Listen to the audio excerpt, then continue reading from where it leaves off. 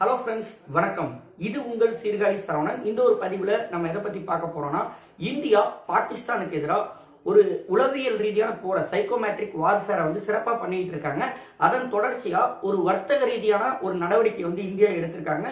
குறிப்பா பாகிஸ்தானுடைய எக்கனாமிக் பற்றி நமக்கு தெரியும். அவங்களுடைய ஃபாரெக்ஸ் ரிசர்வ்ங்கிறது வெறும் 10.5 பில்லியன் US டாலர்ஸ் தான் இருக்கு. இந்தியா பார்க்கும்போது 688 பில்லியன் US டாலர்ஸ் அளவுக்கு ஃபாரெக்ஸ் ரிசர்வ் இருக்கு. ஒரு நாட்டினுடைய பொருளாதாரம் அப்படிங்கிறது அவங்களுடைய ஃபாரெக்ஸ் ரிசர்வ், அதாவது அந்நிய செலாவணி கையிருப்பை வச்சுதான் இருக்கும். நம்ம இப்ப ஒரு பெட்ரோல் எரிபொருள் இறக்குமதி செய்யணும்னா கூட நமக்கு ஃபாரெக்ஸ் ரிசர்வ்ங்கிறது ரொம்ப அவசியம்.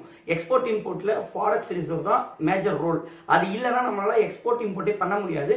அந்த ஃபாரெக்ஸ் ரிசர்வ்ங்கிறது பாகிஸ்தான்கிட்ட மிக மிக குறைவா இருக்கு. பக்கத்தில் இருக்கக்கூடிய ஆப்கானிஸ்தான் பொறுத்த வரைக்கும் அந்த நாடை பல நாடுகள் அங்கீகரிக்கல. அங்க தீவிரவாதிகள் ஆட்சி செய்யறாங்க. இருந்தாலும் கூட அவங்களுடைய ஃபாரெக்ஸ் ரிசர்வ் கூட அதே 10ங்கிற அளவுல இருக்கு. அப்பனா பாகிஸ்தானுடைய பொருளாதாரம் எந்த அளவு பின்னடைவுல இருக்கு அப்படிங்கறத நம்ம புரிஞ்சுக்கலாம். மேலும் பாகிஸ்தான் பொறுத்த வரைக்கும் வெளிநாடுகள்கிட்ட கடன் வாங்குறது, அதே மாதிரி உலக வங்கி, சர்வதேச நிதி நிறுவனங்கள்ட்ட கடன் வாங்குறது, அதை வச்சுதான் அவங்க நாடே இயங்கிட்டு இருக்கு. சமீபத்தில் கூட நமக்கு தெரிஞ்சிருக்கும், சவுதி அரேபியா ஒரு அறிவிப்பு வெளியிட்டாங்க. என்னன்னா, இந்த மாதிரி பாகிஸ்தான்ல இருந்து பிச்சைக்காரர்கள் யாரையும் இங்க அனுப்பாதீங்க. அதாவது இந்த மெக்கா, அந்த புனித யாத்திரை எல்லாம் போறாங்கல்ல, அந்த நேரத்துல பாகிஸ்தான்ல இருந்து நிறைய பேர் விசா வாங்கிட்டு சவுதி அரேபியா போய் அங்கவே பிச்சை எடுத்திருக்காங்க. சோ அந்த அளவு தான் அந்த நாட்டினுடைய நிலைமை அப்படிங்கிறது இருக்கு.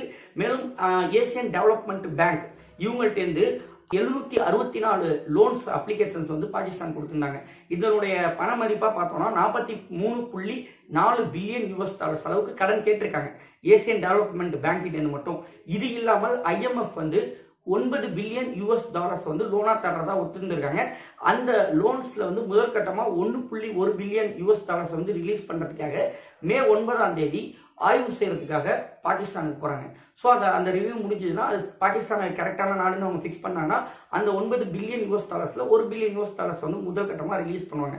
அதே மாதிரி வேர்ல்டு பேங்க் கிட்ட இருந்து பார்த்தோம்னா 20 பில்லியன் US டாலர்ஸ் அளவுக்கு பாகிஸ்தான் கடன் கேட்டிருக்காங்க. குறிப்பா பார்த்தோம்னா ஒரு ப்ராஜெக்டா கேட்பாங்க. இப்ப கைபர் பட்டுங்கா இருக்குன்னா அங்க சாலை வசதி கட்டமைப்பு இருக்காது, அதுக்கு 100 மில்லியன் கொடுங்க. இந்த மாதிரி ஒரு பெரிய அளவுல அந்த நாட்டினுடைய உள்கட்டமைப்பை ஏற்படுத்துறதுக்கு, உணவு பற்றாக்குறை, இதெல்லாம் சொல்லி அவங்க எல்லாத்தையும் கேட்டிருக்காங்க. ஆனா இப்ப இந்த 3 சர்வதேச நிறுவனங்களுக்கு பாகிஸ்தான் கடன் வாங்கினாங்கன்னா அதை இந்தியாவுக்கு எதிராக பயன்படுத்துறதுக்கோ அல்லது அந்த ராணுவ தளவாடங்கள் வாங்கறதுக்கோ பயன்படுத்துறதுக்கான வாய்ப்பு இருக்கு. ஸோ அதை தான் இந்தியா இந்த 3 நிறுவனங்கள்ட்டையும் பேசியிருக்காங்க. இந்த மாதிரி பாகிஸ்தான் பயங்கரவாதத்தை ஊக்குவிக்கிறாங்க. குறிப்பா பார்த்தோம்னா, இந்த பன்னாட்டு நிதி நிறுவனங்கள்ட்ட கடன் வாங்கணும்னா அதுல முக்கியமான நிபந்தனையா ஒன்று இருக்கும். அதாவது ஹவாலா பரிமாற்ற முறையில தீவிரவாதிகளுக்கு பண உதவி செய்யக்கூடாது. அதை பாகிஸ்தான் செய்யறாங்க. ஸோ அதோடக்கான ஆதாரங்களை இந்தியா IMF இருக்கட்டும், வேர்ல்டு பேங்கா இருக்கட்டும், ஏசியன் டெவலப்மெண்ட் பேங்கா இருக்கட்டும், இவங்கள்ட்டலாம் கொடுத்துருக்காங்க. நீங்க பாகிஸ்தானுக்கு கடன் உதவி செய்யக்கூடாதுன்னு. ஸோ இந்த கடன் உதவி கிடைக்காத பட்சத்தில் பாகிஸ்தான் டிவால் நிலைமைக்கு போறதுக்கான வாய்ப்புகள் கூட மிக மிக அதிகமா இருக்கு. அதே மாதிரி இது ஒரு பக்கம் பண்ணிட்டு இருக்கிறப்ப, இதுக்கு பேரலா மறுபக்கத்துல பாகிஸ்தானுக்கு எதிராக போர் பயிற்சிகள் மேற்கொள்றது. நம்முடைய உத்தரப்பிரதேசத்துல மட்டும்தான் இந்தியாவில் தேசிய நெடுஞ்சாலையிலேயே போர் விமானத்தை இறக்க முடியும், லேண்டிங் பண்ற வசதி இருக்கு. இரவுல கூட லேண்டிங் பண்ணலாம். ஸோ அதை இந்தியா எக்ஸிக்யூட் பண்ணி பார்த்திருக்காங்க.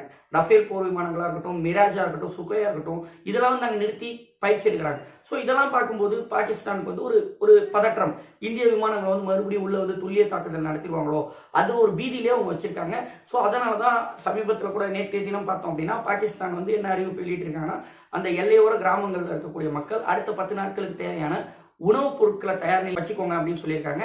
மேலும் பாக் ஆக்குபைடு காஷ்மீர் பகுதியில் இருக்கக்கூடிய அந்த கில்ஜித் பால்டிஸ்தான் இங்கெல்லாம் நிறைய மதரசாக்கள் இயங்கும். அந்த மதரசாக்கள்ங்கிறத அவங்க பள்ளி, ஸ்கூல் அந்த மாதிரி சொல்றாங்க. அந்த மதரசாக்கள் தான் தீவிரவாதத்தினுடைய மூளையா செயல்பட்டு இருக்கு. அங்கதான் அங்க பயிற்சி, அவங்க அந்த ஸ்கூல் மாதிரி நடத்தி அங்க தீவிரவாத பயிற்சி கொடுத்து அவங்கள இந்தியாவுக்கு பாகிஸ்தான் சென்ட் பண்றாங்க அப்படிங்கிறது தான் நம்முடைய மிகப்பெரிய குற்றச்சாட்டு. ஸோ இதை மாதிரி இயங்கக்கூடிய 1000 மதரசாக்களை மூடுறதுக்கு உத்தரவிட்டிருக்காங்க. ஏன்னா அவங்க பாகிஸ்தான தீவிரவாதத்தை தடுக்கணுங்கிற நோக்கத்துல மூடல, இந்தியா அந்த மதரசாக்களை தாக்கி அளிக்கிறதுக்கான வாய்ப்பு இருக்குங்கிறதுக்காக அதை மூட சொல்லியிருக்காங்க. ஸோ இந்த மாதிரி ஒரு பதற்றத்திலே பாகிஸ்தானை வச்சிருக்கும் பட்சத்தில் அடுத்த 3 மாசத்துக்கு நம்ம இதை பண்ணினா கூட அந்த நாடே டிவால் ஆகிறதுக்கான வாய்ப்பு மிக மிக அதிகமா இருக்குங்கிற மாதிரி சொல்றாங்க. ஸோ இதான் இந்த ஒரு பதிவில் நான் சொல்ல வந்த விஷயம். தேங்க்யூ ஃபார் வாட்சிங். ஜெய் ஹிந்த்.